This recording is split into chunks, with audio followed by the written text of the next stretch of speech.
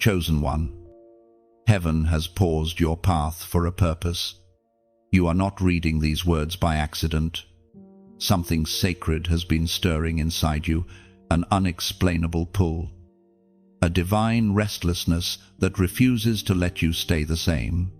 You felt it in your spirit, the quiet nudge, the sudden disinterest in old things, the urge to separate yourself from noise. That is not confusion.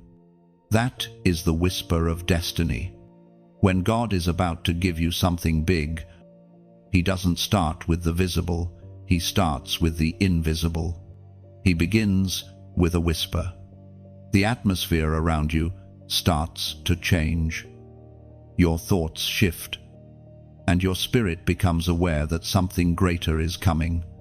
You can feel it, even if you can't describe it. That's the sign of a coming breakthrough. The Spirit of God is preparing you for elevation. Every delay you've endured, every unanswered prayer, every door that didn't open, it was divine choreography. Heaven was positioning you for what's next. You've been asking for clarity. And this is it.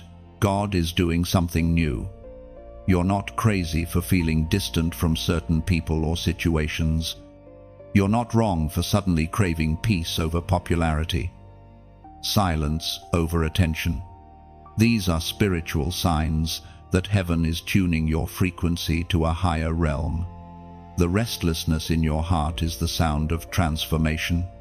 Heaven speaks through shifts, not always through words. When you begin to sense that something is off with your old environment, that's not rejection, it's redirection. God whispers, "You've outgrown this level." That whisper is your cue to prepare. In these moments, you must guard your peace, protect your sensitivity, because the enemy always increases distraction right before divine instruction. You are standing in the delicate space between what was and what will be. You cannot afford to move without listening. It is written in the book of Isaiah, chapter 43, verse 19. "See, I am doing a new thing, now it springs up. Do you not perceive it? I am making a way in the wilderness and streams in the wasteland." This is your confirmation. The new thing God is birthing is already unfolding, even if you can't yet see it. You are standing in the middle of unseen construction. Every frustration, every delay, every sudden ending, they are tools in the hands of the builder. Chosen one, you've been sensing the wind of change brushing against your soul. What you thought was confusion was actually divine calibration. You are being adjusted, refined, and aligned for a purpose beyond your imagination. The new thing requires a new version of you, one that no longer fits into old containers. God is whispering through your weariness, through your unanswered questions, through your waiting. He's saying, "I am not done. I am preparing you for something beyond what you prayed for." When you sense this holy tension, don't resist it. Let it shape you. The stirring is not punishment, it's prophecy. Listen closely. The whisper you feel is not coming from the world, it is coming from heaven. The shift in your energy, the sudden stillness in your spirit, it's the sound of divine movement. Heaven always whispers before it moves loudly. And right now, heaven is whispering your name. It's calling you to prepare for the release of something great.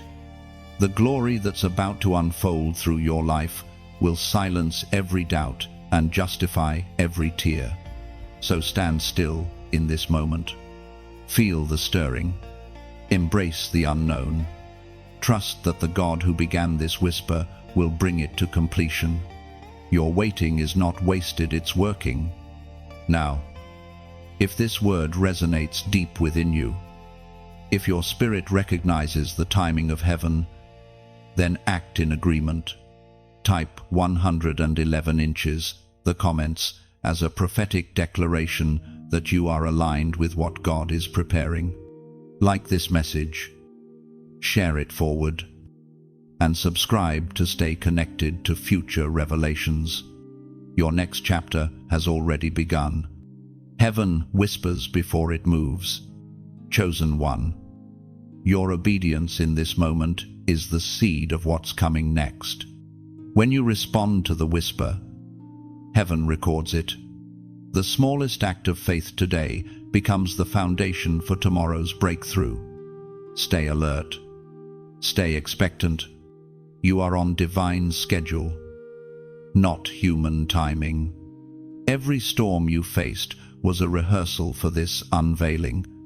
Heaven never wastes pain, it transforms it into purpose. The shift you feel right now is confirmation that your waiting season has expired. The new thing isn't approaching, it's already rising within you. The world won't understand how you knew this moment was coming, but your spirit always did. God planted this awareness long ago. The signs around you, dreams, numbers, sudden peace, are proof that you've entered the threshold of promise. Keep walking. Heaven is watching. You are stepping into the new thing Isaiah spoke of. Streams are forming in what once felt like wasteland. Divine creativity, opportunities, and restoration are awakening. Lift your head. Chosen one, you are not being tested anymore, you are being trusted. The promise is near. You begin to notice the quiet forming around your life. Invitations fade. Voices that once surrounded you grow still.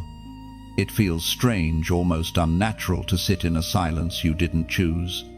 Yet something in your spirit keeps whispering that this quiet is not punishment, but preparation. You are being separated, not sidelined. When God prepares to elevate you, He removes what cannot rise with you. This is the law of divine isolation. The pruning may feel cruel, but it is sacred. Every chosen one must be withdrawn from familiar noise before being trusted with heavenly secrets. What you are experiencing now is not loss, it is positioning. People begin to fade not because they are evil, but because they have finished their assignment in your story. Heaven will never let you cling to what cannot sustain your next dimension. When God hides you, it is not because He has forgotten you, it is because He is forming you. Gold cannot stay exposed in the fire forever. It must be shaped in secret. You look back at certain relationships, opportunities, or dreams that dissolved without warning. What once felt like rejection now begins to make sense. It was God's protection. Even when it hurt, He was removing the counterfeit to make room for the covenant. This season of isolation is where your discernment sharpens. You start recognizing who truly carries your spirit and who only tolerated your light. You realize that being surrounded is not the same as being supported. Heaven reduces your circle before it expands your calling. In this quiet, your dependence on God deepens. The conversations between you and heaven become clearer.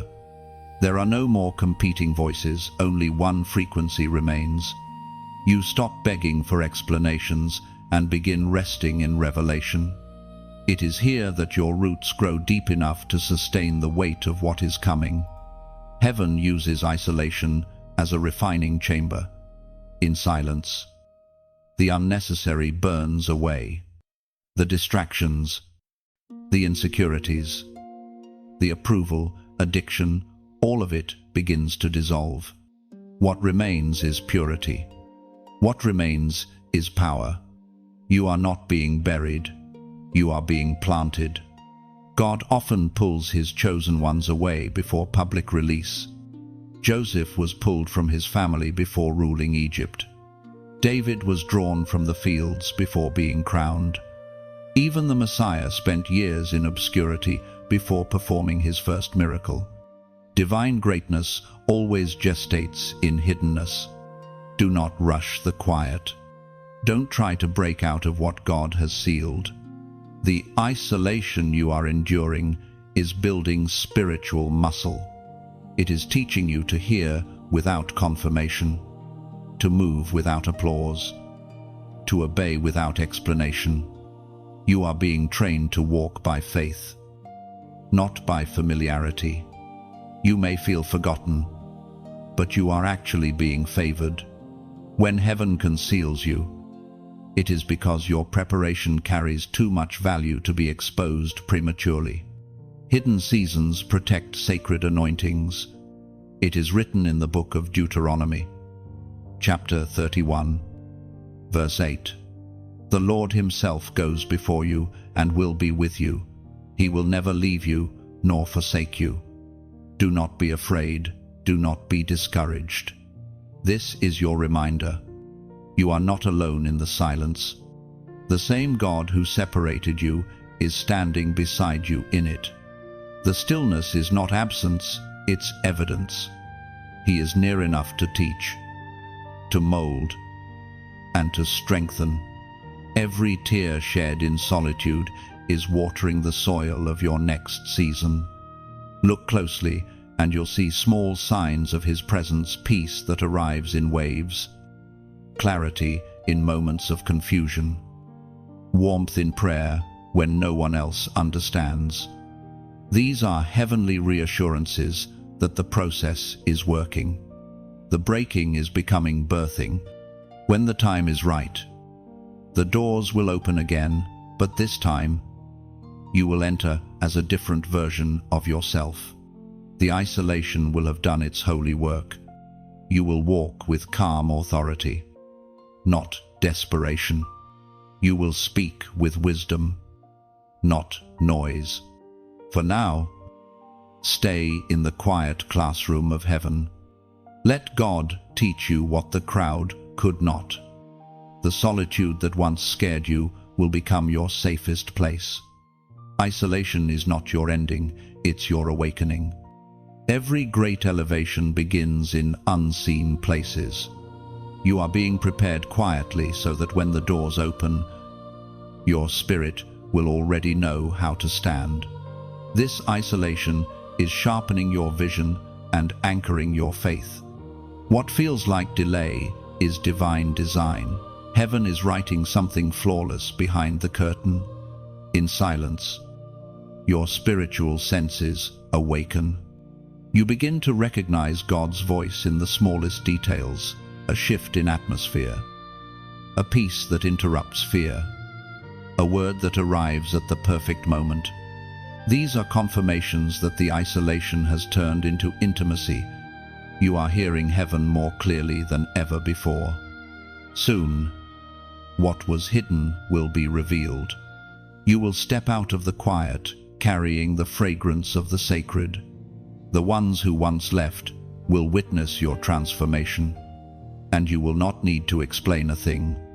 The evidence will speak for itself. You were chosen, refined, and destined to rise. You can feel the atmosphere shifting around you, the pressure increasing, the tension rising, as though something unseen is pushing against your every step. But what you must understand, chosen one, is that this resistance is not punishment, it is prophecy. Whenever heaven is about to release something significant, warfare always precedes it. The closer you get to your breakthrough, the more intense the opposition becomes. You are walking through a spiritual collision between what has been and what is about to be. The enemy senses your movement toward destiny and tries to exhaust you before the promise arrives. That's why the attacks have felt heavier, the confusion thicker, the loneliness sharper. But what you feel is not defeat, it is the spiritual tension of transition. When you're on the edge of breakthrough, the enemy often sends distractions disguised as disasters. The delays, the disappointments, the sudden conflicts, all of them are signals that you are stepping into divine territory. Hell only fights what heaven favors. The enemy does not waste his weapons on those who pose no threat. You are being fought because you are marked. There's a pattern in Scripture. Every divine promotion is preceded by a painful confrontation. Before David held the crown, he had to face Goliath. Before Joseph wore the robe of authority, he endured betrayal and imprisonment. Before Jesus stepped into public ministry, he was tested in the wilderness. The resistance you are facing is heaven's way of strengthening your foundation for what's next. You may be asking, why now? Why does everything seem harder when I'm trying to do right? Because growth always requires pressure. Diamonds are not formed in silence, they are shaped by force. Every moment of resistance is building spiritual muscle inside you. Heaven is training you to stand, not to shrink. As written in the first letter of Peter, chapter 5, verse 10, "And the God of all grace, who called you to his eternal glory in Christ, after you have suffered a little while, will himself restore you and make you strong, firm, and steadfast." That is your assurance. You will not only survive this battle, you will come out of it stronger than ever before. The resistance that was meant to break you is the very tool God is using to rebuild you. Notice how your discernment is growing sharper. You recognize false peace, hollow promises, and empty voices faster now. That is not paranoia, it's spiritual maturity. The warfare has trained your senses to detect deception before it distracts you. What used to scare you now reveals itself for what it is, a test that cannot destroy you. When the pressure builds, don't retreat, stand. When the confusion swirls, don't panic, pray. Every storm that tries to shake you is under divine permission. God allows the winds to prove the strength of your roots. You are learning that peace is not the absence of warfare, but the mastery of it. There will be moments where you feel like giving up, moments when exhaustion whispers louder than faith. That's when you must remember who walks beside you. You are not fighting alone. Heaven's armies are aligned with your obedience. Angels surround the chosen ones during their fiercest battles. You may feel the attack, but you are covered by divine armor. And now, take a moment to declare your alignment. Type, "I will not fall." Let those words anchor you in this truth. You were not designed to collapse under pressure. This simple declaration is more than a comment, it is a spiritual decree. Every time you say it, you remind both heaven and hell that you know who you are. The storm cannot sink a vessel God himself commands. You are entering the stage where your scars will speak louder than your struggles. Every time you withstand an attack, your authority in the spirit realm increases. You are no longer reacting, you are ruling. This is the level where resistance no longer terrifies you. It testifies that promotion is at the door. So, hold your ground. The battle may be fierce, but the victory is sure. You are standing in the space where heaven is testing your endurance before releasing your reward. Every fiery dart will soon become a story of triumph. The resistance is the final sign that breakthrough is near. When you write, "I will not fall," you are not just typing letters, you are releasing authority. Those words echo in the unseen realm, declaring that your faith stands taller than fear. Every syllable becomes a sword, cutting through doubt and anchoring you in divine strength. When you say, "I will not fall," heaven takes notice. Angels align around your declaration because faith always attracts divine reinforcement. You become a living testament that endurance is possible, that surrender is not your story. Those 4 words summon stability in storms meant to shake you. Each time you declare, "I will not fall," darkness loses its grip. It is a covenant between your soul and heaven, a vow of unshakable resilience. You remind every force opposing you that grace holds you upright. You are standing chosen, refined, and unstoppable. There are moments when heaven chooses to speak through mystery, and your dreams become the language of God. You start waking in the middle of the night with images you can't fully explain, numbers repeating before your eyes, symbols echoing in unexpected places. You are not imagining this. These are not coincidences. This is divine communication, reaching your spirit before it reaches your understanding. When God is about to do something big in your life, He begins by revealing signs in the unseen, dreams, visions, repeated confirmations. These are heaven's codes written in the language of revelation. You might not understand them instantly, but your spirit recognizes them. It stirs something inside you, an awareness that something greater is unfolding beyond the limits of your sight. The natural mind struggles to interpret what the spirit easily discerns. Numbers that appear repeatedly, perhaps 333 or 717, are not random. They are divine timestamps, heavenly reminders that you are on schedule. The universe doesn't speak this way by accident. Heaven does. Each pattern you notice is God whispering, "I am here, and I am working." The prophets of old received their instructions through visions and dreams. Joseph's entire destiny was revealed to him in the night, long before it manifested in daylight. Daniel interpreted mysteries that even kings could not understand, because heaven trusted his attention to divine symbols. These signs are not for everyone. They are for those who live with open hearts and spiritual sensitivity. You may find yourself dreaming of doors, rivers, keys, or light. Do not dismiss them. Each carries meaning. Doors often symbolize access, new opportunities waiting to open. Rivers speak of renewal and flow, showing that something stagnant is about to move again. Keys represent authority, God handing you access to something previously closed. Light represents revelation, understanding, truth. The more you pay attention, the more clearly you will hear. God communicates through patterns because patterns create trust. When He repeats a symbol or a number, He is confirming His word through consistency. This is how you learn to discern His voice among the noise.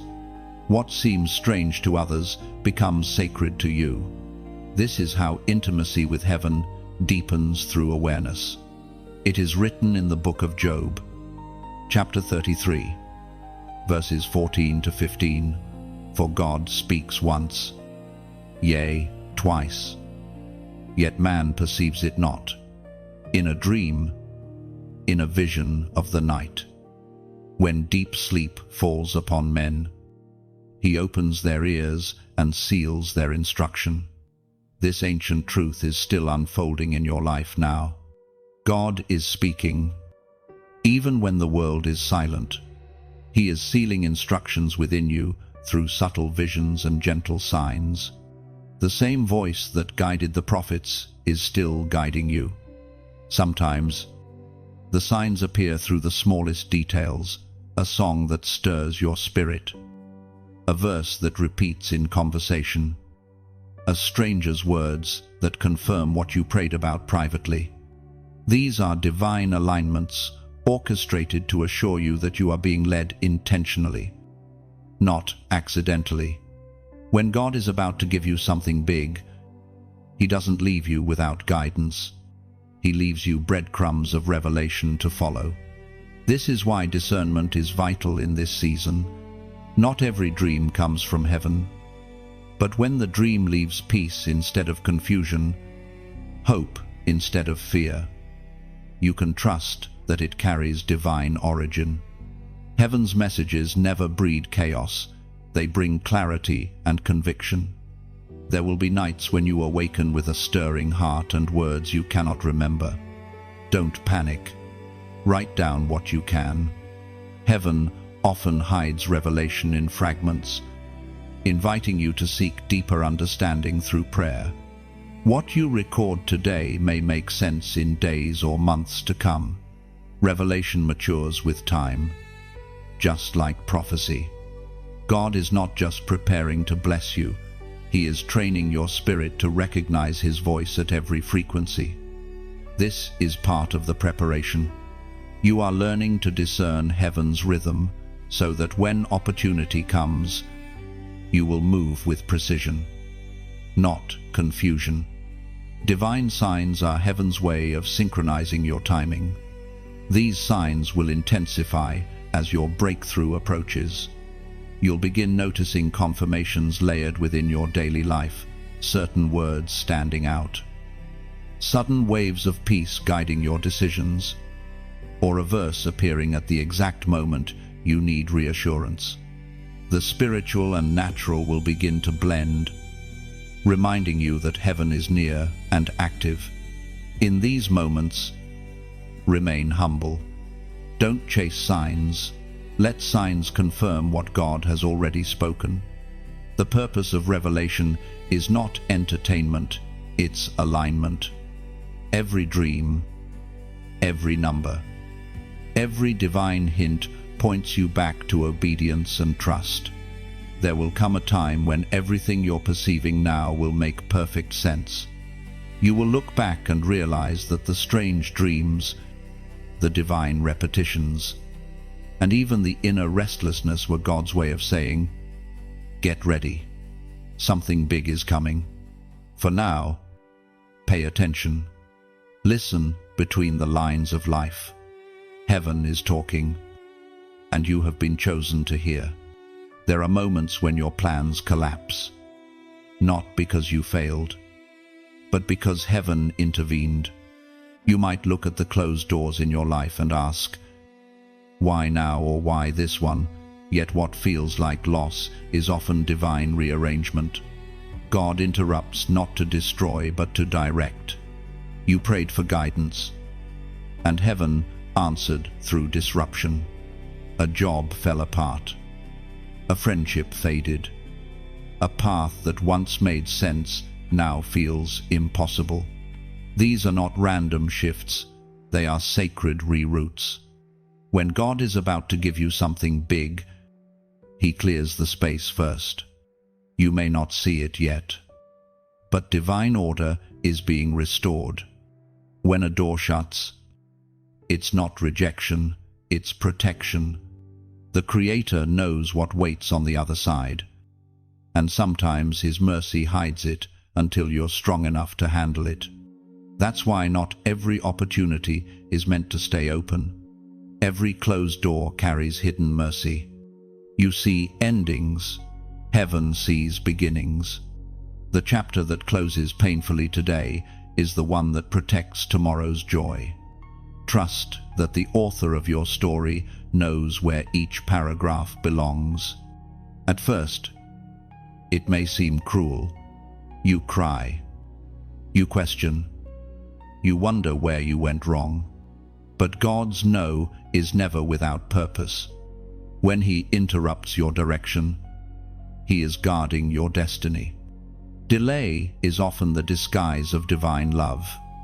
We are reminded through the writings of Proverbs, chapter 16, verse 9, "A man's heart plans his way, but the Lord directs his steps."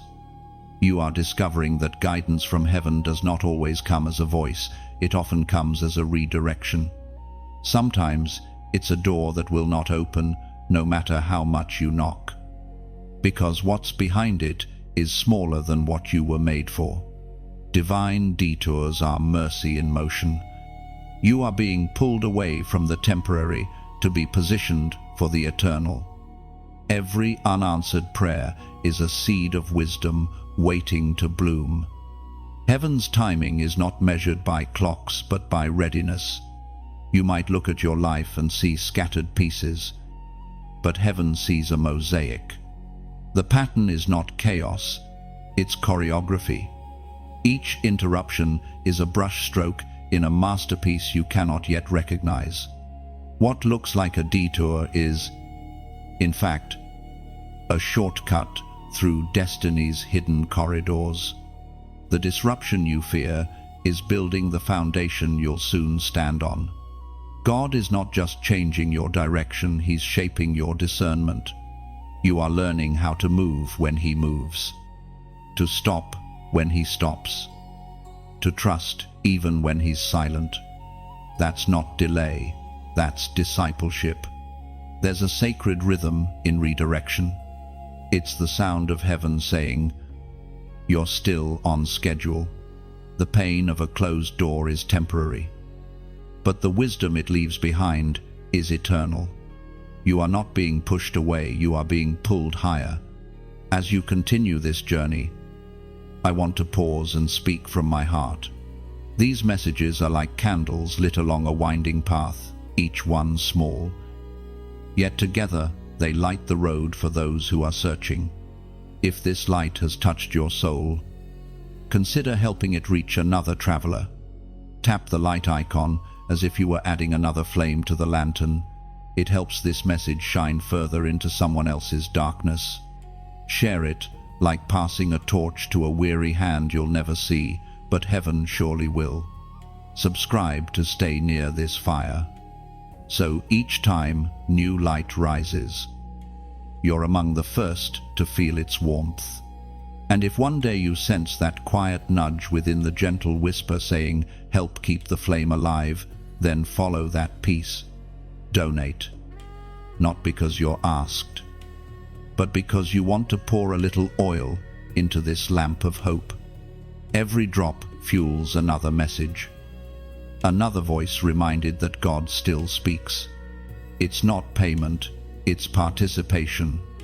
It's you, quietly saying, "Let there be light." Your presence, your listening, your heart, they all matter. Whether you give, share, or simply carry these words with you, you're part of something larger, a movement of light in a world that often forgets how to see. So don't fear the doors that close. They are simply God's way of guiding your steps to a place of greater grace. The path may twist, but it never ends in darkness for those who walk by faith. Closed doors are not walls. They are gentle hands redirecting you toward a hidden gate. What you lose in direction, you gain in discernment. Every no you hear from heaven is secretly shaping a louder, more certain yes for your future. The map may seem erased, but the path remains under your feet. Trust the unseen routes. They lead to unseen glory. One day, you'll look back and realize every detour was actually a divine shortcut dressed in disguise. When the path feels unclear, rest in the certainty that grace never misguides. Heaven does not waste your waiting.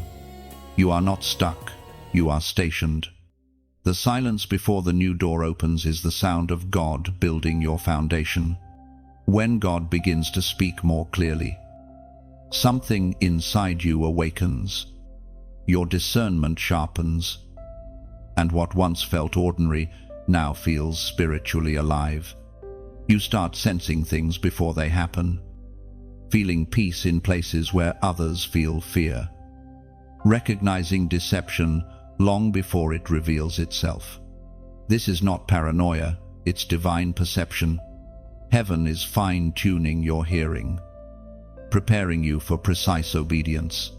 You used to question every silence, every unanswered prayer.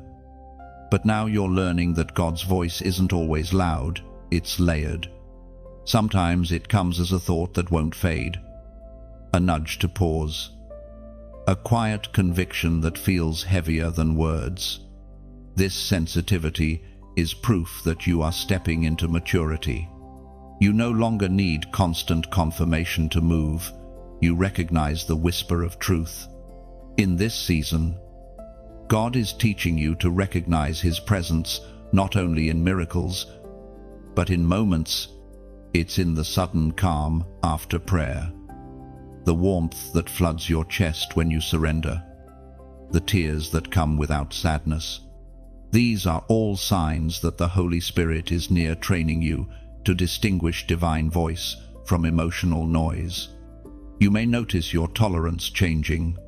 You can no longer listen to conversations that drain your spirit or stay long in spaces that don't carry peace. Your spirit reacts when something isn't aligned. That's discernment at work. God is training your spiritual senses so you can move with precision when the next instruction arrives. The more He refines your hearing, the more He expects your obedience.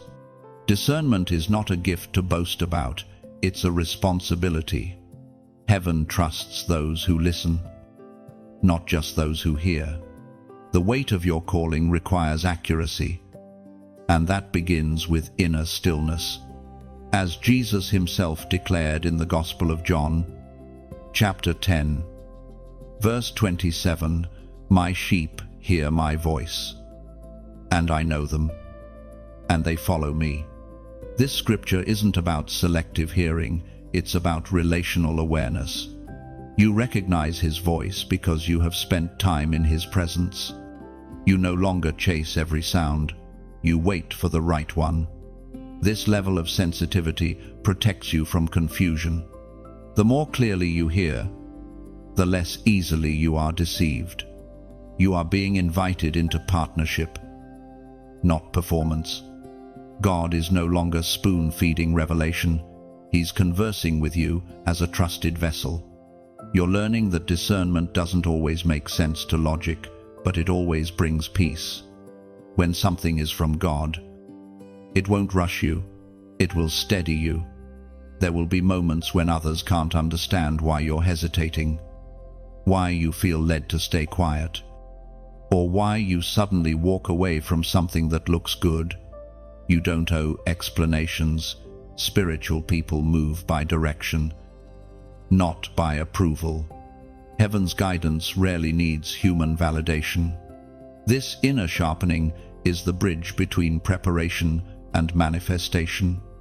You are being trained to move by rhythm, not reaction. The old version of you acted out of fear. This version waits out of faith. God is teaching you to move when peace says go and to pause when peace says wait.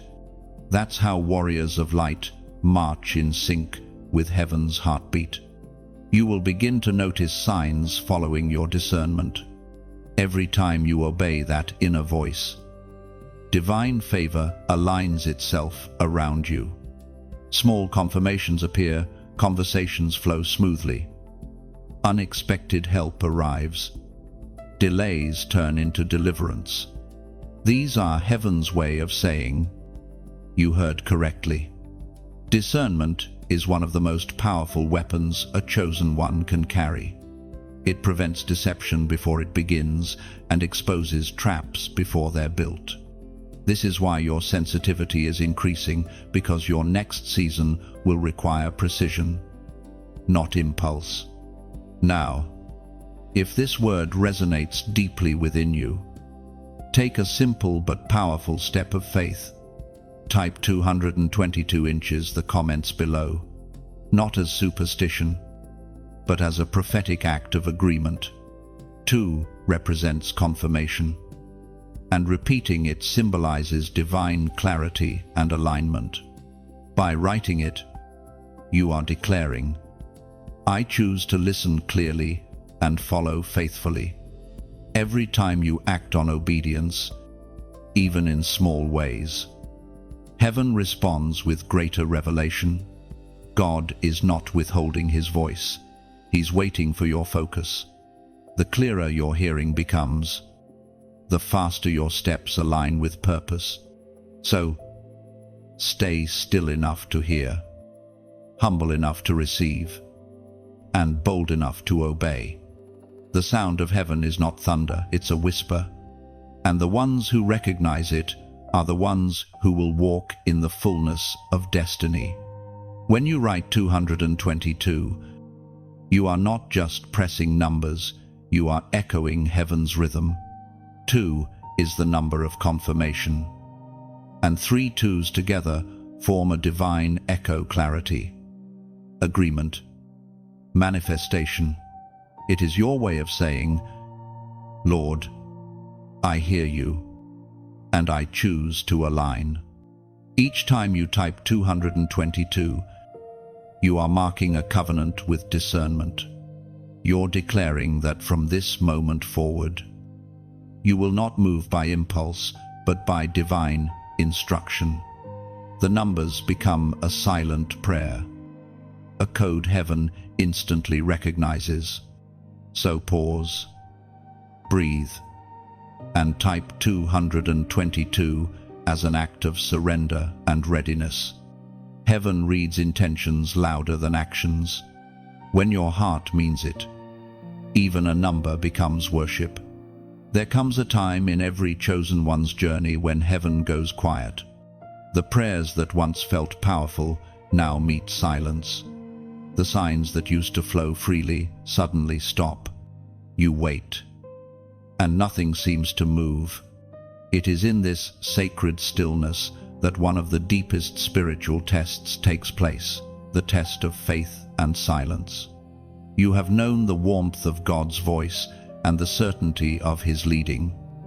But now, all you hear is the echo of your own questions. Did I do something wrong? Has God left me? Why has everything gone silent? These are questions that have passed through the hearts of every chosen one who walked the path of obedience. You are not alone. The silence of heaven is not rejection, it is refinement. When God hides His voice, He is strengthening your trust. When He delays His answers, He is deepening your roots. The silence is not a punishment, it is an invitation to stand firm in what you already know. Faith does not grow in constant confirmation, it grows in confident waiting. The greatest figures in Scripture all faced this holy quiet. Abraham waited decades before the promise of his son came to pass. Joseph endured years of uncertainty before his dream was fulfilled.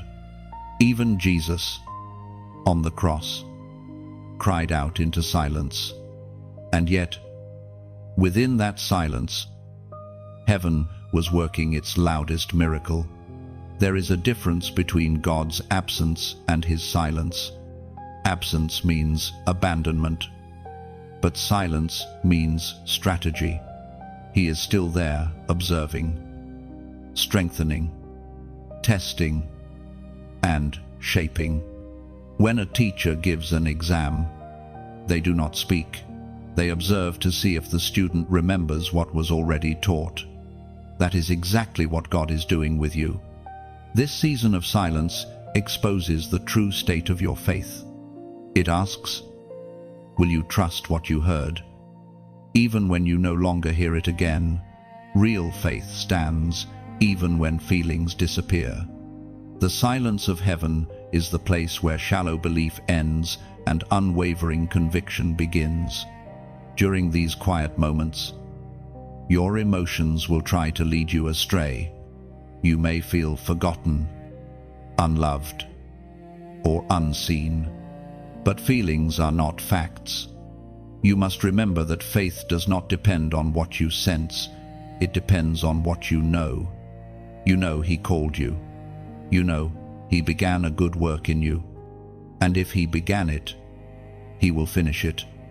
As revealed in the book of Isaiah, chapter 30, verse 15, in quietness and in trust shall be your strength. That is the essence of this moment. Strength is not built in noise, it's born in silence. Every second that you continue believing, despite the quiet. Heaven is writing endurance into your soul. Every tear you cry, unseen, is counted. Every time you choose trust over doubt, your spiritual authority increases. You are learning to rest without answers, to walk without sight, to worship without reward. That is not weakness, it's maturity. The silence is transforming your faith from dependent to resilient. God is weaning you off spiritual noise so that you can stand on spiritual knowing. There's a beauty in the quiet that you only recognize later. You begin to hear subtler sounds, the rhythm of your own heartbeat, the whisper of peace that survives disappointment, the soft reminder that grace never left. God is not shouting because he is closer than you think. When someone stands near, they no longer need to raise their voice. This stillness also reveals what cannot stay with you. Some relationships fade during silence because they were sustained by noise, not purpose.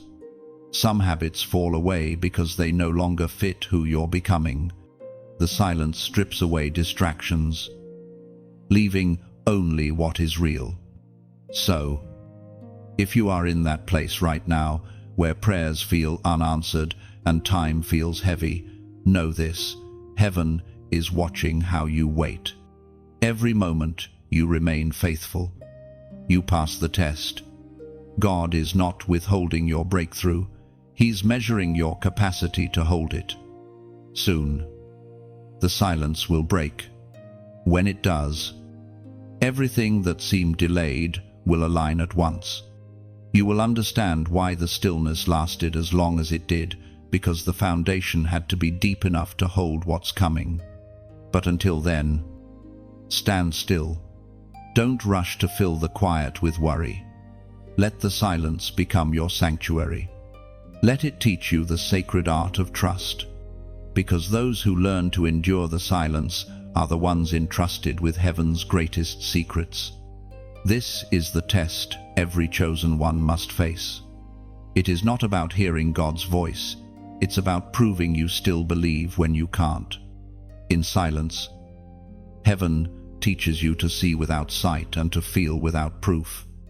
The quiet is not empty, it's full of unseen movement, building strength where weakness once lived. When the silence finally lifts, you'll realize it wasn't a pause, it was preparation. What felt like distance was discipline shaping you into unshakable faith. After the silence comes the sudden shift.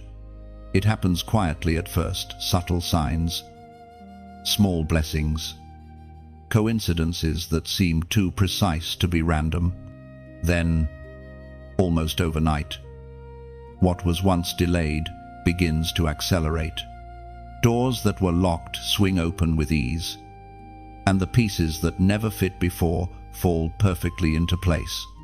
This is the moment of divine acceleration, the season when God proves that he was never late, only preparing the stage for perfect timing. Acceleration does not come as chaos, it comes as alignment. You begin to notice that what used to require struggle now flows. Tasks that felt impossible suddenly complete themselves. Connections form effortlessly. Opportunities appear that you didn't chase. It's as if heaven flips a hidden switch and whispers, "Now." You waited. You endured. And now, divine momentum is catching up to you. The season of preparation is giving way to the season of performance. The energy that once pressed against you now begins to propel you forward. Every moment of resistance you endured becomes fuel for the speed of this new phase. When God moves, he does not trickle, he floods. He redeems time, restores what was lost, and multiplies what was sown. You spent years in stillness, and now everything begins to bloom at once. That is not coincidence, it is compensation. Heaven always pays in overflow. You might feel unprepared for how fast things start to move. You prayed for change. But now the doors are opening so quickly that you barely have time to process. Don't fear it. Divine acceleration often feels overwhelming because you're moving at the speed of purpose, not comfort. This is not instability, it's ignition. We are reminded through the writings of Amos, chapter 9, verse 13, "The days are coming, declares the Lord, when the reaper will be overtaken by the plowman, and the planter by the one treading grapes. New wine will drip from the mountains and flow from all the hills." That scripture describes divine speed blessing, overtaking effort. Harvest colliding with sowing. What once took years now takes moments. This is what happens when obedience meets timing. Heaven multiplies motion when you move in sync with its rhythm. You may start receiving calls you didn't expect, opportunities you never pursued, answers you stopped asking for. Don't be surprised when things come together effortlessly. You've stepped into divine momentum. The very ground beneath your feet begins to cooperate with your calling. The spiritual resistance that held you back collapses, and grace begins to carry you. But acceleration also requires balance. Just as sudden speed can thrill, it can also disorient. God moves quickly, but He expects you to move wisely. The same silence that built your patience will now protect your pace. Don't let success make you reckless. Let it make you grateful. Remember how long it took to get here, the nights you prayed without reply, the seasons that felt endless. Every delay was intentional. It carved humility into your heart so that acceleration wouldn't turn into arrogance. The faster you move, the more you must stay anchored. Let gratitude become your gravity. In this season, your role is to stay ready. Keep your heart open, your spirit steady, and your eyes lifted. When doors open rapidly, discernment becomes your compass. Not every opportunity is divine, but the right ones will carry peace. Move with wisdom, not adrenaline. You are about to witness how heaven redeems time. The wasted years will be replaced with concentrated purpose. Every lost opportunity will return in multiplied form. What took others decades, you'll accomplish in months. Not because you're better, but because you endured longer. The reward of waiting is acceleration without burnout. And though this speed feels new, it's actually ancient, woven into the promises of God. Those who trust Him never truly lose time. They simply exchange delay for divine velocity. So when the blessings start arriving all at once, remember where they came from. Don't rush ahead of grace. Walk beside it. The same hand that held you still now propels you forward. And when you move gently, aware that each step is sacred ground. You are stepping into the rhythm of fulfillment. The things that once slipped through your fingers will now rest easily in your hands. The dreams that once seemed distant are about to call your name. This is the moment when the waiting ends and the unfolding begins. And when people ask how it all happened so fast, you'll simply smile and say, "It was always His timing." Acceleration doesn't erase the waiting, it fulfills it.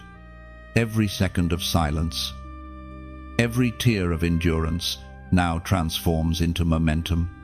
You are living proof that divine timing never wastes time. It gathers everything you've lost and releases it all at once. Walk gently in this new speed. Breathe between blessings. Let gratitude guide your movement, so acceleration never outruns awareness. You are not chasing miracles anymore. You are walking inside one The pace of heaven is perfect, and now you finally move with it. Sometimes, when the acceleration begins, heaven sends you reminders that you are not running alone. You start encountering divine help in unexpected places. Doors open through people you've never met. Favor finds you where you didn't plant it, and grace appears before you even pray for it.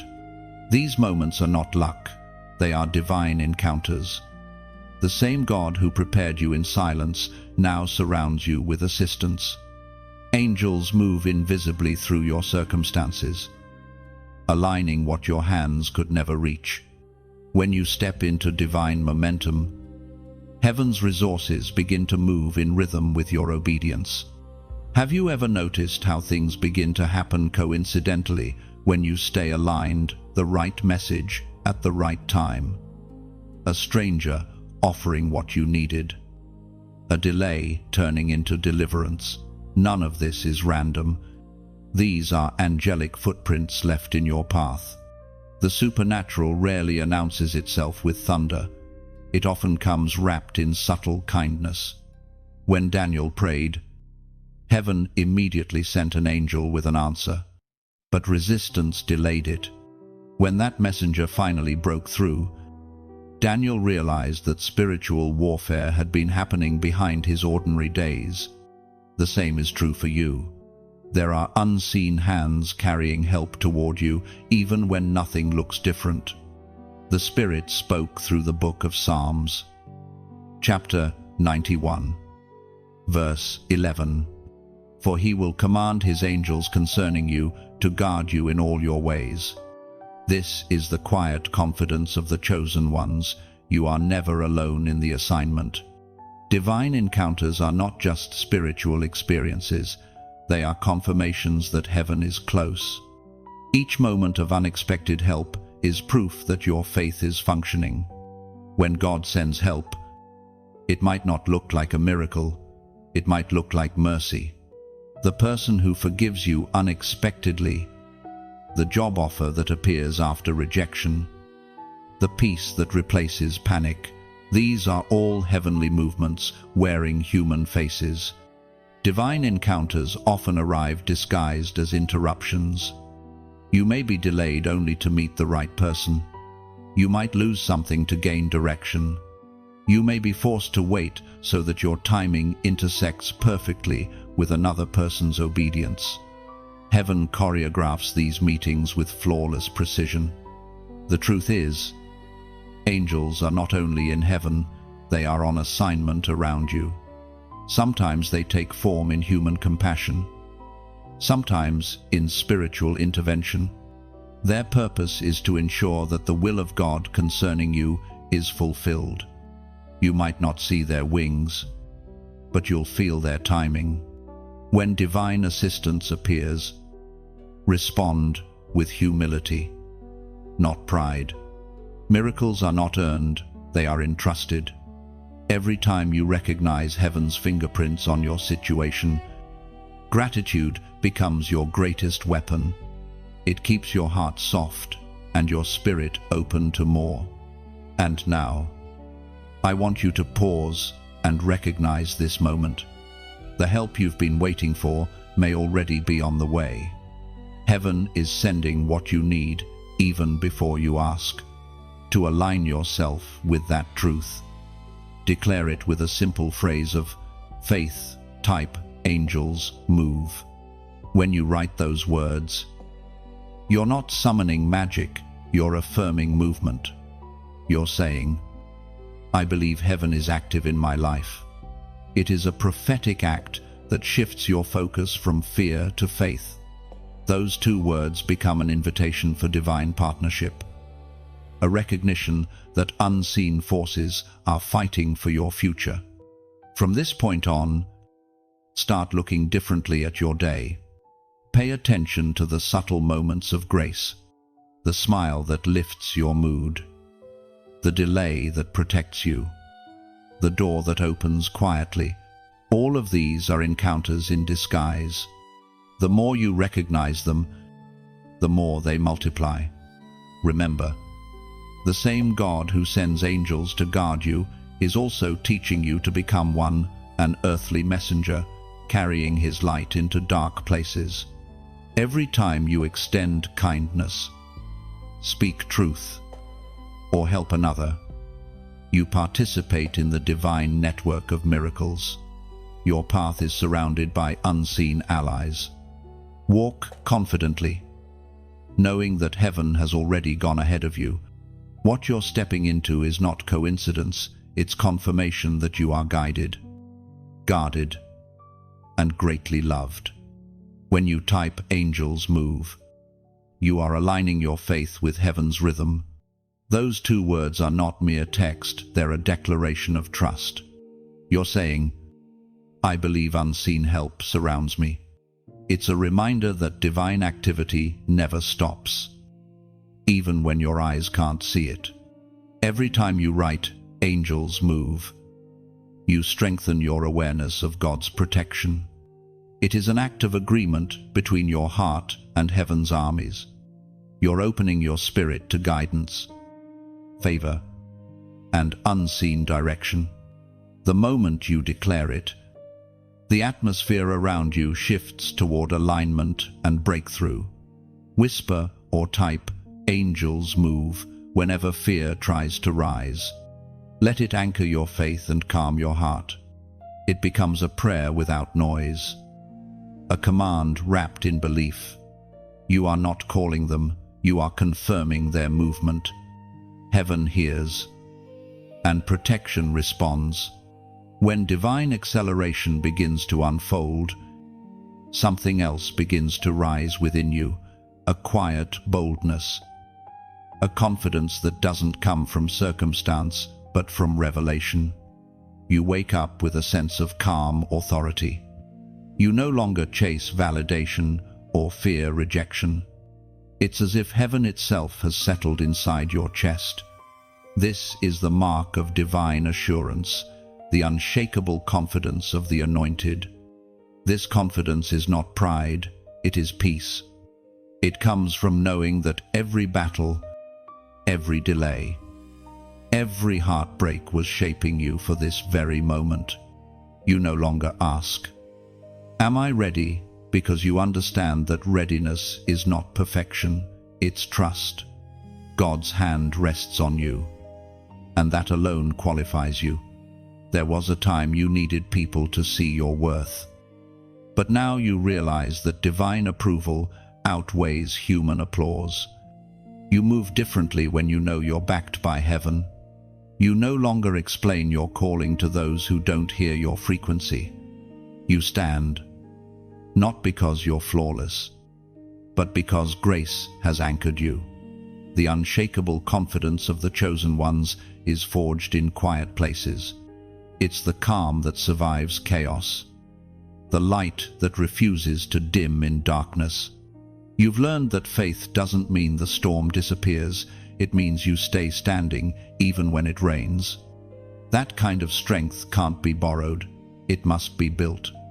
We hear it echoed in the book of Joshua, chapter 1, verse 9.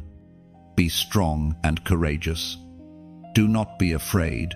Do not be discouraged, for the Lord your God will be with you wherever you go. These words are not just ancient comfort, they are present command. God doesn't merely want you to survive, He wants you to stand as proof that faith still works. You were never called to walk timidly, you were chosen to walk boldly, carrying light into places where others see only shadows. The confidence you feel now is not arrogance, it's awareness. You've seen enough of God's faithfulness to stop doubting His timing. You've learned that humility is not thinking less of yourself, it's thinking of yourself as God sees you, beloved, capable, unstoppable. There's a shift happening inside you.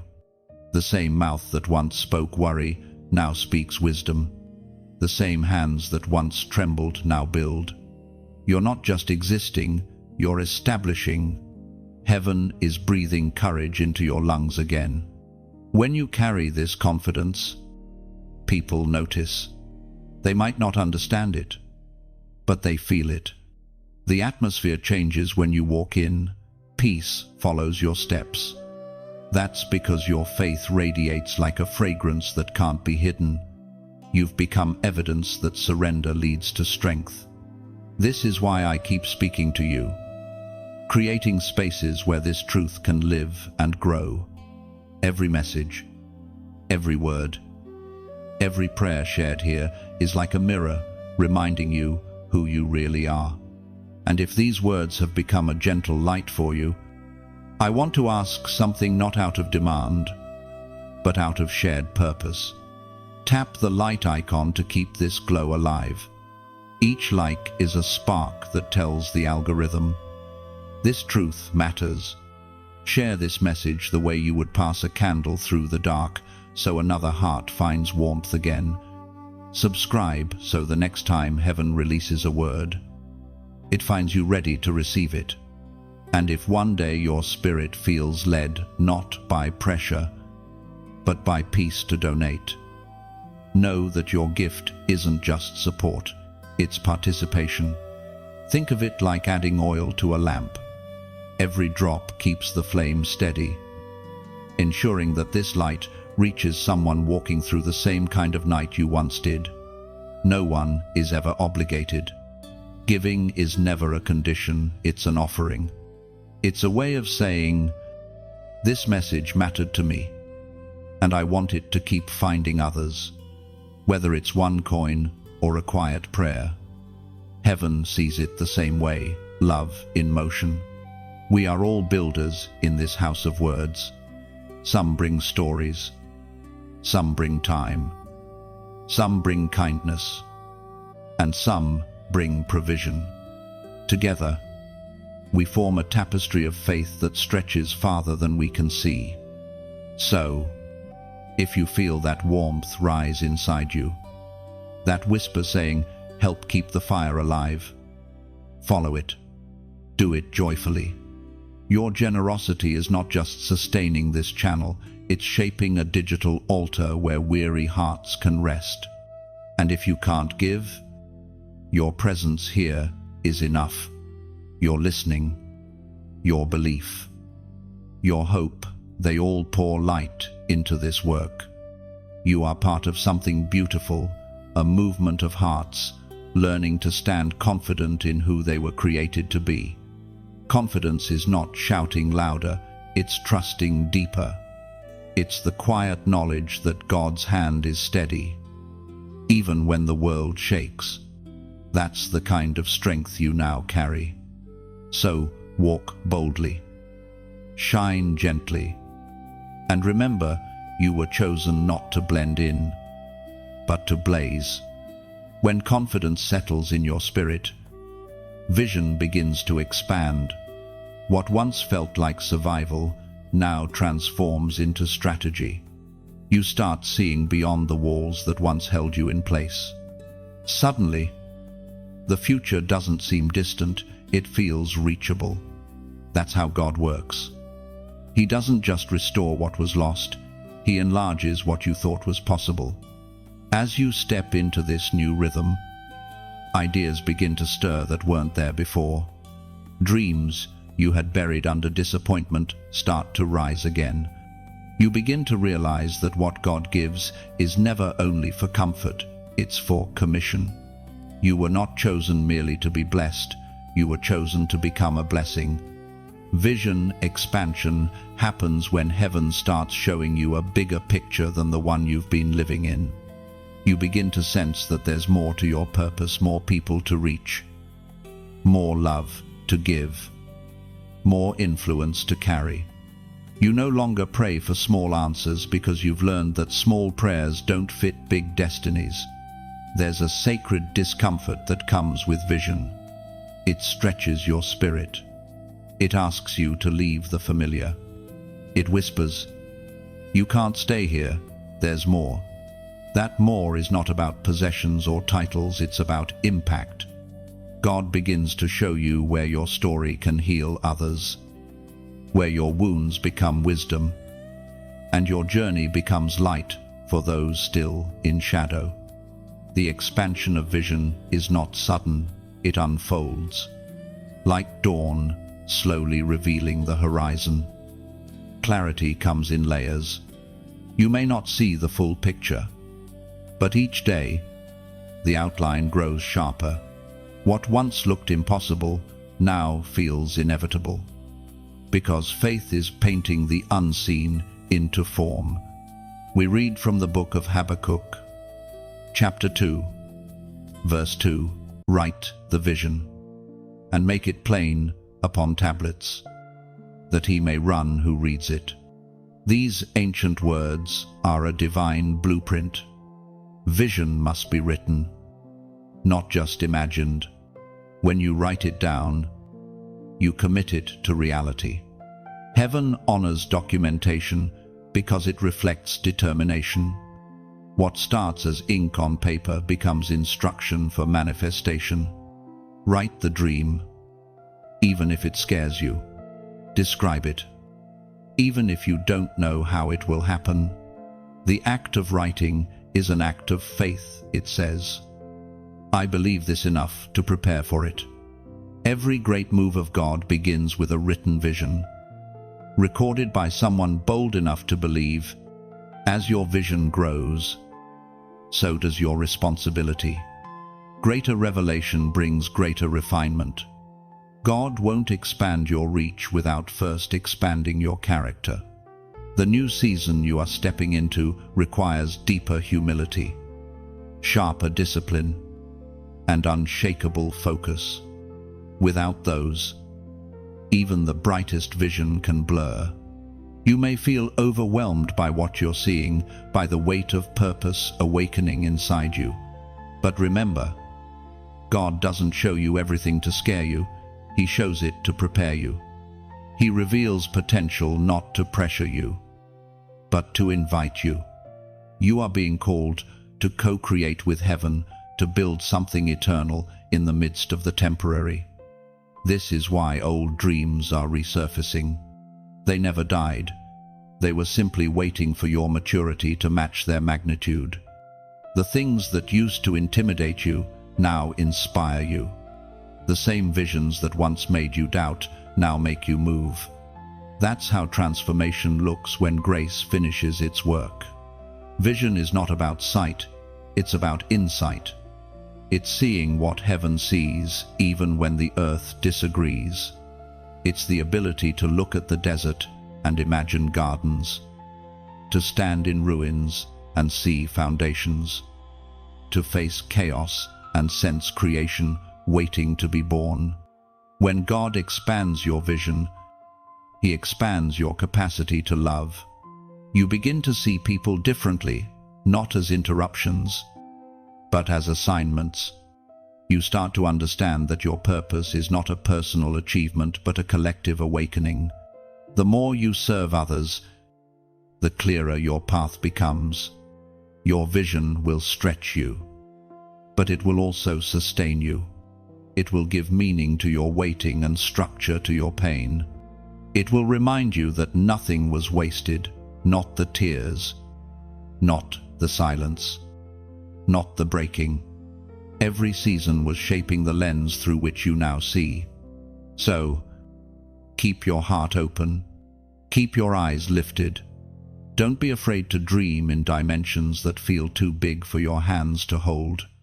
Vision is not measured by your ability, it's measured by your obedience. God provides the resources for every mission He designs. And when you feel doubt rising, remember this: if the vision came from God, then provision is already in motion. You are not chasing the dream, you are walking toward what has already been written. Your vision is heaven's invitation to build something that outlives you. And this, chosen one, is how legacy begins. Legacy is not about fame, it's about faith that leaves footprints. Every obedient step you take plants a seed for someone else's awakening. You are writing history with your endurance. And heaven will remember the way you believed when nothing yet was visible. When vision begins to expand, confirmation soon follows. Heaven never lets you walk into something great without reassurance along the way. Sometimes it comes quietly, a verse that burns in your heart. A stranger repeating the same words you prayed in secret. Or a sermon that feels written only for you. These are not coincidences. They are divine affirmations sent to keep you steady. God knows how easily the human heart can doubt, even when faith is strong. So, in His mercy, He sends echoes of His promises through others. When you're too tired to hear directly, He speaks through unexpected mouths. It's heaven's way of saying, you're still on track. These confirmations often appear when you least expect them. You might open your Bible randomly and see the very phrase you were wrestling with. You may overhear someone share a story that mirrors your journey exactly. Or you may receive a message from someone who doesn't even realize they're being used as a messenger. Heaven has a beautiful way of weaving ordinary conversations into extraordinary guidance. The Word of God reminds us in the second letter to Corinthians, chapter 13, verse 1, "Every matter must be established by the testimony of 2 or 3 witnesses." That's the principle of confirmation. It's God's pattern. When something is truly from Him, He repeats it in different ways until your spirit feels peace. He doesn't mind confirming His word. But He also doesn't compete for your attention. You must be quiet enough to notice the repetition and humble enough to receive it. When you walk with God, signs follow not because you demand them, but because they're part of relationship. The deeper your intimacy, the easier it becomes to recognize His fingerprints. He will confirm through peace more often than through miracles. Peace is heaven's signature, and confusion is never part of His handwriting. Sometimes, confirmation comes through correction. You might feel uneasy about a path that once felt right. Don't ignore that holy discomfort. It's God redirecting you. He confirms your steps not just by saying, "Go," but sometimes by whispering, "No." Both are protection. You are learning that divine confirmation doesn't need drama. It often comes in the stillness of an ordinary day. You may receive a sudden knowing, a sense that this is it. Trust that instinct. It's not coincidence, it's communion. The same Spirit that raised Christ lives in you. He doesn't shout. He guides. When confirmation comes, it strengthens your endurance. You walk with new certainty, not because everything is easy, but because you finally know heaven is involved. The weight of confusion lifts, and faith becomes lighter to carry. You no longer ask, "Will this work?" You start declaring, "This will work, because God said so." Remember, though confirmation is never meant to replace communication, don't chase signs, seek relationship. The goal is not to depend on external proof, but to stay sensitive to the inner witness of the Spirit. When your peace agrees with heaven's message, that's your yes. You may have noticed how, lately, small affirmations seem to appear all around you. That conversation you didn't expect, that dream that repeated, that subtle inner warmth when you prayed, these are threads from the same divine tapestry. Heaven is weaving your assurance stitch by stitch. When you sense this confirmation, don't rush ahead, anchor yourself. Thank God for the clarity. Then walk slowly, letting peace lead each step. The promise is real, but it requires rhythm.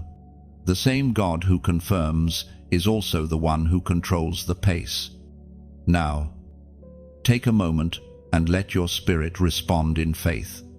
Type 333 inches, the comments below.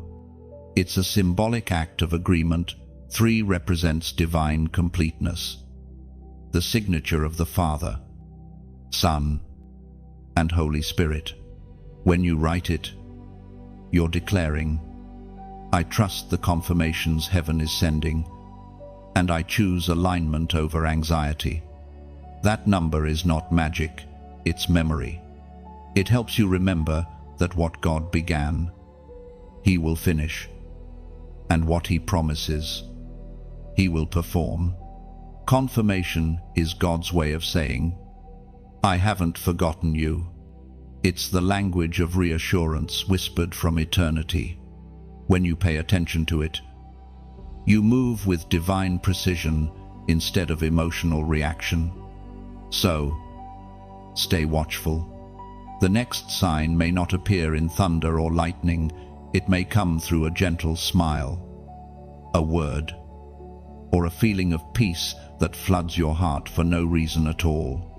That's how heaven speaks to those who listen carefully. You are being guided, not guessing.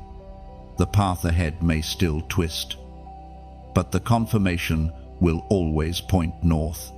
Trust the signs, not as superstition, but as proof that you are walking in sync with something bigger than yourself. When you write 333, you echo heaven's agreement. 3 is the rhythm of divine unity, Father, Son, and Spirit. You're declaring, I am aligned with divine completeness and guided peace. Each 333 typed becomes a quiet altar. It's your way of saying, I see the signs, I trust the sender, and I choose to walk in certainty. Before every elevation, there comes a refining. It is the stage that few talk about because it is not glamorous, it is heavy, humbling, and holy. This is the test of humility and character, the place where God examines not your talent, but your integrity, not your strength, but your surrender. You cannot carry glory with unrefined hands. Before the crown, there must be cleansing. When God tests humility, He doesn't always do it through public trials. Often, He does it in private places. You may be praised publicly, but corrected privately. You may be given opportunities that tempt you to forget who sent them. In those moments, heaven watches your posture. Will you take the credit or give it back to the Creator? The test of humility asks whether you remember who you are when no one is watching. The higher you rise, the deeper your roots must go. Glory without grounding leads to collapse. So, God keeps you close to the dust, reminding you that everything you carry is borrowed breath, that every door opened was grace, not merit. It's not punishment to be kept humble, it's protection against corruption.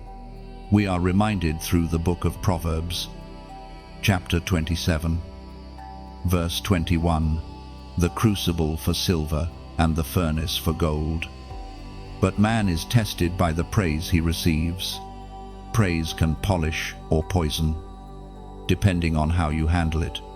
When people begin to admire your light, it's easy to forget the fire that formed it. But heaven sees how you treat recognition. Will you point to self, or will you point to source the moment pride enters? The anointing begins to leak. Humility is not weakness, it is wisdom wrapped in gentleness. It's knowing that your strength comes from service, not status. God refines your character so you can carry weight without breaking. This is why some seasons feel like loss. Heaven is pruning your heart, removing ego's residue so that grace can flow unhindered. The refining fire doesn't come to destroy, it comes to distinguish. It separates gold from imitation, conviction from convenience, true calling from mere ambition. In the furnace of humility, You learn the language of surrender, not my will, but yours be done. This process also reveals how you handle power. Can you stay kind when you are in control? Can you honor others when you don't need them? Can you serve even when no one says thank you? These are the questions that define spiritual maturity more than any achievement ever could. There will be times when you're misunderstood, ignored, or even rejected after doing good. This too is a refining tool. When your motives are pure but your reward seems absent, God is cultivating your ability to serve without recognition. That's when your love becomes real, when it no longer depends on applause. Heaven doesn't promote by popularity, it promotes by purity. Titles and followers may impress the world, but heaven looks for hearts that can handle holiness. That's why many are called, but few are chosen. The chosen are those who survive the furnace with their spirit still soft. You'll notice that as your character deepens, your peace expands. The things that once offended you now roll off your shoulders.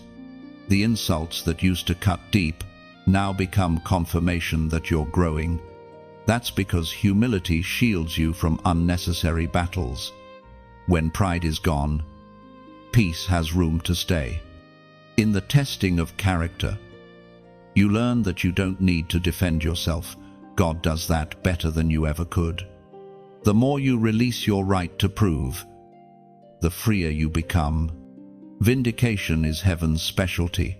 Your job is obedience, not argument. Every great vessel must pass through this refining. Moses faced it in the wilderness. David faced it in Saul's pursuit.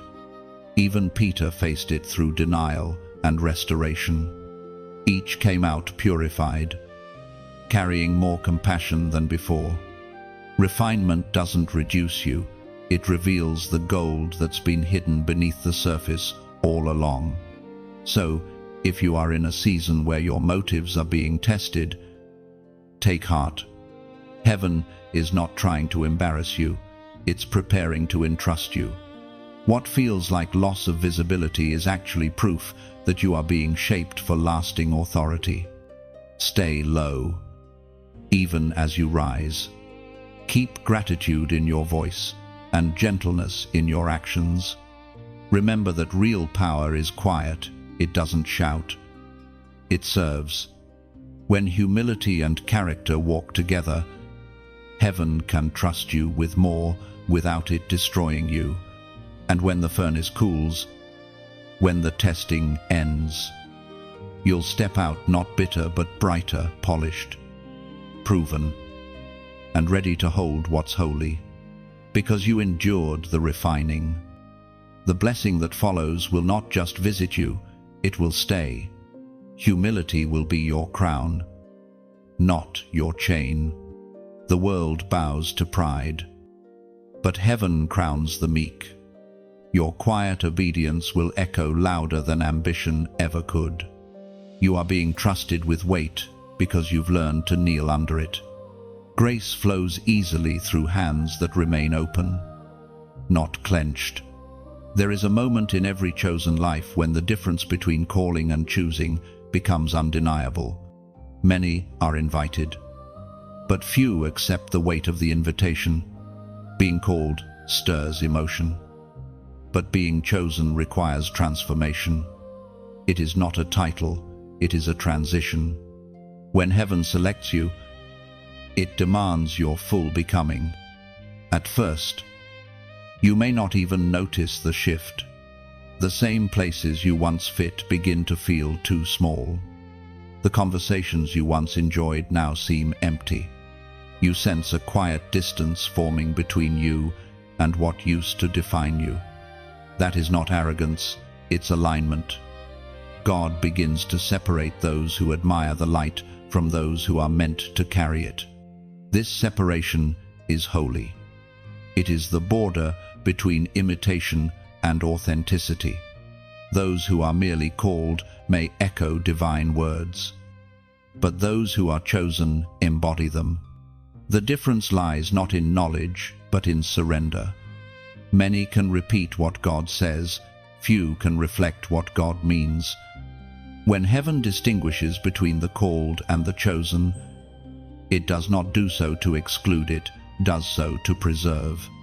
Oil cannot be poured on everyone the same way, because not everyone will protect it. The chosen are those who understand the cost of carrying presence. They walk differently, speak carefully, and live intentionally, aware that their every step leaves a spiritual imprint. We see this in the Gospel of Matthew, chapter 22, verse 14. For many are called, but few are chosen. These are not harsh words. They are a divine reminder that destiny is not about invitation alone, it's about response. Being chosen is not a moment of selection, but a lifetime of submission. It is saying yes to being set apart, yes to misunderstanding, yes to refinement, and yes to carrying light even when it feels heavy.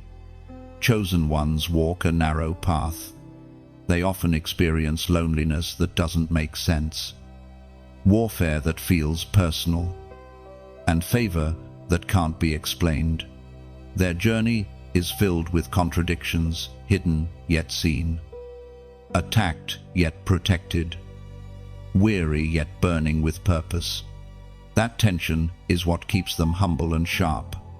The distinction between the called and the chosen also reveals itself in endurance. The called may start strong but stop when it hurts. The chosen keep walking even when the road bleeds beneath their feet. They continue because they are driven not by applause but by assignment. The fire in them cannot be extinguished by disappointment. This is why some people walk beside you only for a season. They are called to witness your process, not to complete it. When the chosen rise, separation is inevitable, not because they reject others, but because their direction shifts from pleasing people to pleasing God. Being chosen means being misunderstood. It means carrying a peace others mistake for arrogance, a focus mistaken for detachment, a conviction mistaken for stubbornness. But heaven knows the difference. The chosen are misunderstood on earth but recognized in the spirit. You will know you've stepped into the chosen realm when you stop begging for acceptance. You begin to value alignment more than attention, purpose more than popularity. You realize that your worth was never meant to be validated by numbers or applause, but by obedience. The chosen carry weight others cannot see. They are often assigned to break generational cycles, restore broken altars, and rebuild what was lost. That's why their warfare feels multiplied. Their victory will multiply. 2. God trusts them with battles that shift bloodlines. But with that weight comes beauty. Chosen ones experience intimacy with God that others only read about. They walk in favor that doesn't fade because it's anchored in obedience. Their prayers move atmospheres not because they are special, but because they are surrendered. Heaven recognizes surrendered authority. The distinction is simple yet sacred. The called hear the message, the chosen become it. Their lives preach louder than their words. Their existence itself becomes a testimony that God still picks ordinary vessels to display extraordinary grace. If you feel that separation happening inside you, don't resist it. Let heaven finish its distinguishing work. The people who are meant for your next chapter will recognize your calling without needing you to explain it. The ones who don't understand were never meant to walk that far. This season is not about proving your worth, it's about protecting your oil. Every chosen one learns this truth eventually. Preservation often looks like isolation. You are not losing people, you are gaining purity. And when the refining completes, You will see why the distance was necessary. You'll stand in the place heaven prepared for you, set apart, steady and shining. Because to be chosen is not to be exalted above others. It is to kneel deeper before God. When heaven begins to distinguish the chosen, it does not only separate, it supplies. After seasons of silence and stretching, divine provision begins to flow, not in waves of luxury, but in streams of precision. What you need starts finding you. Doors open not through effort, but through alignment. Relationships appear that strengthen, not drain. You begin to realize that provision is not about money, it's about movement. Provision follows purpose. The moment you step fully into obedience, heaven begins to fund your assignment. Resources, ideas, and favor align themselves around you, almost as if creation itself recognizes your name. You are no longer chasing opportunities. They are locating you because obedience has a magnetic field of its own. You may have thought God had forgotten, but every moment of lack was a lesson in trust. The wilderness you endured was training you to handle abundance without pride. God never sends provision before humility, because provision in the hands of the unrefined becomes poison. We find it declared in the book of Philippians, chapter 4, verse 19. And my God will supply all your needs according to his riches in glory in Christ Jesus. That verse is not a promise for comfort, it's a reminder of covenant. When you walk in God's will, you will never run out of what you truly need. Heaven doesn't fund fantasy, it funds faith. And faith always walks hand in hand with obedience. Divine provision looks different for everyone. For some, it's financial breakthrough. For others, it's wisdom, strength, or connection. Sometimes the provision isn't what you expected, but it's exactly what will carry you forward. Heaven doesn't always give in quantity, it gives in strategy. You begin to see how each piece fits the job you lost that made room for purpose. The person who left that made space for peace.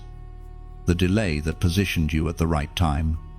You realize you were never forgotten, you were being aligned. Provision is not random, it's relational. It flows where obedience lives. And the beautiful thing about it is that you don't have to beg for it.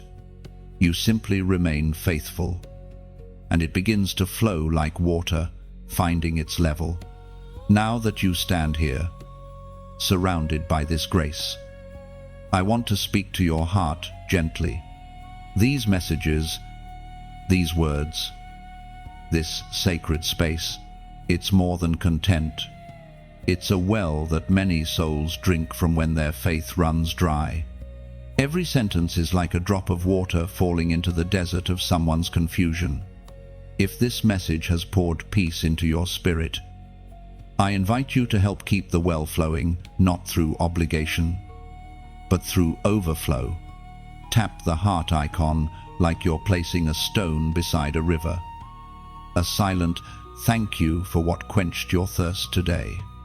Share it as you would hand someone a cup of water in the heat, freely, compassionately, knowing it might save them from giving up.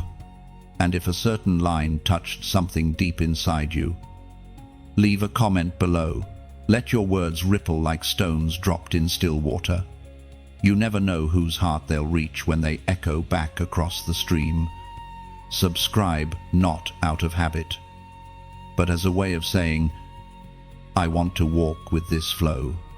It keeps you close to the rhythm of revelation, so the next time a word like this arrives, it finds your heart already open. And if you ever feel led by that quiet, familiar peace within you, consider this simple act of participation. Donate, not as payment, but as partnership. Think of it as adding a few drops of oil to a lamp whose flame has guided you through the dark. Every offering, big or small, becomes part of the light that continues to burn for others. No one is asked, everyone is invited. Giving is not a rule, it's a ripple.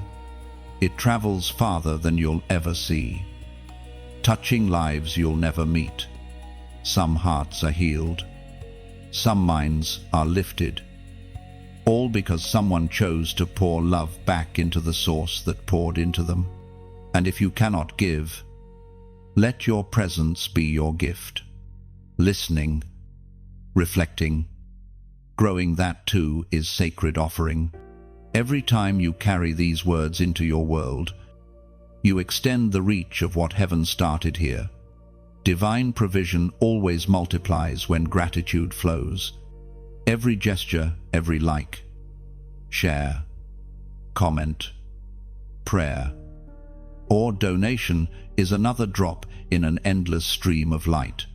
Together, we are building something invisible but eternal, a flow of hope that never runs dry. So walk boldly, live generously, and keep your hands open. The same God who provided for you yesterday will do it again tomorrow, through you and for you. That's how heaven sustains its chosen ones, through hearts that keep pouring even after they've been filled. The flow of giving never truly ends, it only changes direction. Today, it passes through you. Tomorrow, it will pass through someone you've touched. This is how heaven keeps generosity alive, by turning receivers into rivers. There comes a sacred stillness after the pouring, a quiet, holy peace that rests upon those who have given, endured, and trusted. It is the calm that follows the storm, the clarity that comes after confusion, the exhale after years of holding your breath. You look around and realize everything you once prayed for is either present, unfolding, or understood. This is not the end, it's the arrival. Arrival is not about crossing a finish line, it's about entering a new beginning with wisdom you didn't have before. You no longer rush as you used to. You no longer crave what you once chased. You've learned that peace is not found in answers, but in alignment. You've become rooted, grounded, steady. The same storms that once shook you now feel like old friends. You can look back at the wilderness with gratitude because you see what it built inside you. The pain that once felt unbearable has turned into discernment. The rejections that wounded you became redirections that saved you. You no longer carry bitterness, only understanding. You now walk differently. There's a quiet authority in your steps. Not the kind that demands attention, but the kind that radiates peace. You've been through fire, and it shows not as scars, but as light. You've learned to walk softly, yet powerfully, knowing you are guided by something greater than sight. The book of Romans, chapter 8, verse 28, reminds us, "And we know that in all things God works for the good of those who love him, who are called according to his purpose." Those words are no longer theory to you, they are testimony. You've seen how every detour, every delay, every disappointment has worked together in ways only hindsight could explain. You understand now that what felt like loss was actually repositioning. Heaven wastes nothing, not even heartbreak. This is the beauty of divine orchestration. While you were worrying, heaven was weaving. Every no you heard was connected to a better yes you couldn't yet imagine. The unanswered prayers were mercy in disguise. The silence wasn't absence, it was alignment. And now, standing where you are, you can finally say, "It all makes sense. But arrival also comes with responsibility. This peace you now carry is not just for you, it's for others who are still wandering, still waiting. You have become a living testimony that endurance produces fruit, that faith truly works, that patience has purpose. You are no longer the one asking for miracles. You are the miracle someone else will witness. You don't need to announce your transformation. Your presence already speaks it. The way you forgive, the way you love, the way you move without fear, these are your sermons now. You preach without trying, because you've become the message. And yet, even in this peace, you know there is more.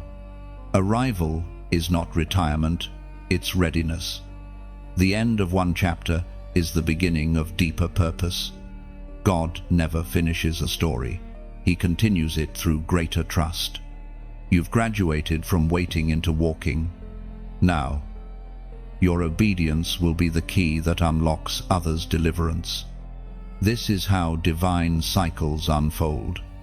You were once the one seeking light.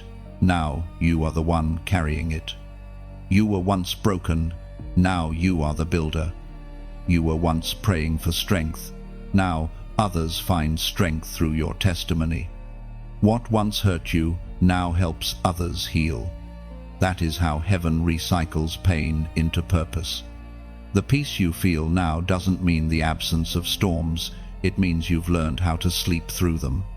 You no longer beg for calm seas because you trust the one who commands the winds. That is true maturity, faith without fear, worship without worry, peace without proof. You can sense heaven smiling on your journey. The same God who walked with you through fire now calls you into flourishing. Everything that once worked against you has become the foundation beneath you. What was meant to break you built you instead. So, breathe deeply. You are no longer fighting to survive. You are living to serve. Every step you take now carries legacy. Every breath carries blessing. You have become the fulfillment of promises spoken long before you were aware. And though this chapter feels like completion, it is actually coronation. The crown you wear is not of gold, but of grace unseen yet undeniable. It's the glow of endurance, the mark of one who didn't quit. Heaven doesn't hand out trophies, it bestows trust. You've earned that trust through faithfulness. So stand tall, but stay humble. Move forward, but never forget where you came from. You are both the proof of God's patience and the product of His promise. This peace is not the end of the journey, it's the beginning of the legacy. You have reached the place where purpose and peace meet. No more striving, only steady walking. You are living in rhythm with heaven now whole, refined, and ready for what comes next. The final stage of the journey is not about achieving, it's about abiding. After all the battles, revelations, losses, and resurrections, the chosen one finally learns the deepest truth of all, that God was never waiting at the end of the road. He was walking beside you the entire way. Every silence, every storm, every season, it was all Him, shaping your spirit until it matched His. You begin to realize that destiny was never about reaching a specific place. It was about becoming a certain kind of person. The miracle was not external, it was internal. Every lesson, every fall, every victory was molding you into the reflection of divine endurance. Now, when you look back, you no longer see pain, you see preparation. You don't see rejection, you see redirection. You don't see loss, you see layers of grace unfolding.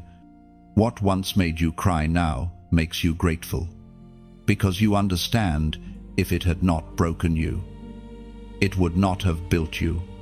This is the sacred beauty of being chosen. The process you once resisted became the very thing that revealed your strength.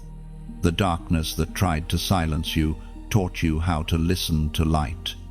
And now, standing here, you finally comprehend the purpose behind it all, to know God not by theory, but by experience. As the book of Isaiah, chapter 46, verse 10 declares, "My purpose will stand, and I will do all that I please." Those words no longer feel distant, they are alive in you. You've seen how unstoppable divine intention truly is. Even when you ran, you were guided. Even when you doubted, you were carried. And even when you fell, grace didn't leave it lifted. You've become proof that surrender is not weakness, it's wisdom. You've learned that miracles are not about manipulation of heaven, but alignment with it. You've discovered that love isn't earned, it's inherited. And now you live from that knowing, not toward it.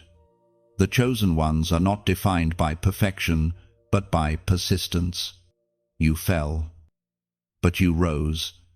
You questioned, but you stayed. You were wounded, but you kept worshipping. That is what separates the called from the chosen: consistency through contradiction. Every test, every wilderness, every waiting room of your life was preparation for this posture of peace. You don't need to strive anymore. You've graduated from striving to stewarding, from chasing blessings to carrying them. You have become the vessel God can now trust with greater responsibility because your heart has been proven through fire. You walk differently now, not faster, but freer. You are not haunted by what might happen because you've learned that everything happens for good. You've stopped trying to predict, and you've started to perceive. You listen more than you speak. You respond more than you react. You rest more than you worry. That is maturity clothed in grace. You no longer fear endings because you know that resurrection always follows them. What dies in obedience blooms again in glory. That's the rhythm of heaven. Death never gets the last word, renewal does. The peace you carry now is contagious. You don't preach it, you emanate it. It's in your tone, your patience, your silence. You've become a living invitation for others to remember who they are. You no longer need to convince anyone. Your life has become the evidence. You are finally walking in oneness with heaven's rhythm. The spirit that once whispered now speaks clearly. The same voice that guided your beginnings still guides your becoming. You no longer ask for signs. You are one. You are the visible reminder that divine purpose always prevails. This final chapter is not a conclusion, it's a continuation. You will keep growing, keep serving, keep shining. The journey doesn't end when peace arrives, it simply deepens. Heaven is infinite, and so is the transformation of those who walk with it.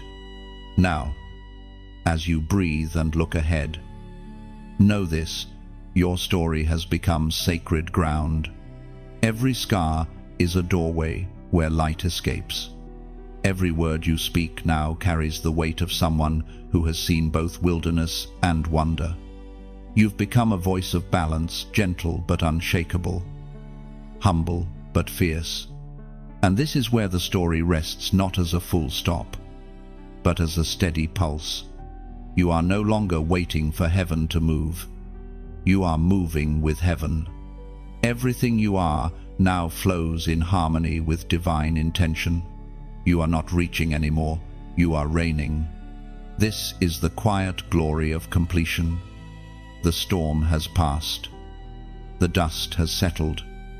And you are still standing whole, peaceful, luminous. You are the testimony of endurance, the melody of grace, the echo of divine faithfulness. And as the heavens watch, you walk forward not toward the light, but as it. You are the fulfilled promise, the living psalm, the gentle roar of grace that time could not silence. What was once prophecy has become presence. You are heaven's continuation on earth. And now, chosen one, as this journey settles into silence, I want to leave you with gratitude. You have walked through every word, felt every rise and fall, and arrived at this quiet glow of completion. What has been written here was never just text, it was a mirror for your becoming. If these words have stirred something inside you, let that stirring live on. Tap the light icon, not as an action, but as acknowledgement. It's like lighting a candle after a prayer. A small way of saying, "This touched me." If you know someone standing where you once stood, lost between faith and fear, share this message as you would hand them a lantern. One spark of light can travel through miles of darkness, and you never know whose heart it might guide home. And if a line echoed deeply within you, leave a comment. Let your words fall like gentle rain across this sacred space. Someone scrolling in silence might find your sentence and remember hope again. Subscribe if you wish to stay near this stream of light. Think of it not as following a page, but as walking a familiar path, one where peace always meets you halfway. And if ever you feel led, not by pressure, but by the quiet warmth of gratitude, to donate, know that your giving is not a transaction but a ripple. It keeps this flow alive, this river of words that finds thirsty souls. Each drop sustains the flame, ensuring the message keeps traveling long after the screen fades. No act is too small. Every like, every share, every offering, seen or unseen, becomes a part of this ongoing light. Together, we are building something eternal, and heaven smiles each time the light continues through you.